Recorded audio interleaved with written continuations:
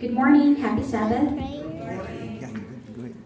The mission story for today is a continuation of the mission story from last week. The title is The Wife Beater Part 2 by Samuel of Central India. Chidamla's wife often visited spirit meetings and allowed herself to be possessed by the spirits. Chidamla hated it that his wife allowed spirits to possess her and demanded her that she stop. But when he learned that she was going to spirit festivals, he became angry and beat her for disregarding his demand that she not allow herself to fall under the spirit's powers. He always felt sorry that he had hurt her, but he couldn't seem to control his anger. Then one Sabbath, he passed by a Seventh-day Adventist church near his home and heard someone inside speaking about a person named Jacob. He stopped and listened for several minutes. When the program was over, he entered the church and asked to speak to the man who had been talking about Jacob. When he met the man, he discovered he was a pastor of the little church. Chidamla told the pastor that he had listened from outside to the message and asked for more information. The pastor offered him a copy of the Sabbath school lesson study guide that the congregation was using, as well as the Bible. In just a few days, Chidamla had read the entire lesson study book. He looked up every Bible text mentioned. Then he returned to the church. "Tell me more about the God talked about in this lesson in the Bible," he pleaded. The pastor said he would be happy to tell him about God, and the two men began to study the Bible together. During the studies, Chidamla discovered 1 Corinthians 3:16. "Do you not know that you are the temple of God and that the Spirit of God dwells in you?" He thought about this verse and he reasoned to himself, since the body is the temple of God, no one has the right to inflict harm in it. If I am beating my wife, it is the same as causing harm to the church, the temple of God. He realized that it was wrong to beat his wife. A few months after he entered the church for the first time, he was baptized. He changed his name to Samuel.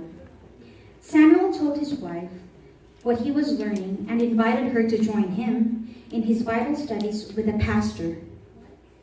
At first, she refused, but as she saw the changes in her husband, her resistance softened.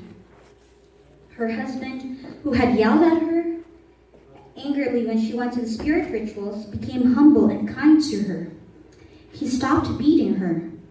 She saw how calm he was when he read the Bible and noticed that he prayed every day to this new God as well.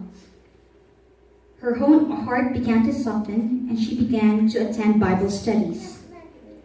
Studying the Bible, his wife slowly became convinced that it was really wrong to be possessed by spirits.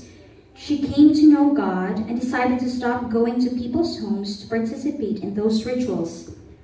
But people kept calling her to participate in rituals. When she refused to participate anymore, they often cursed her, but she stood firm, faithful now to God rather than the spirits.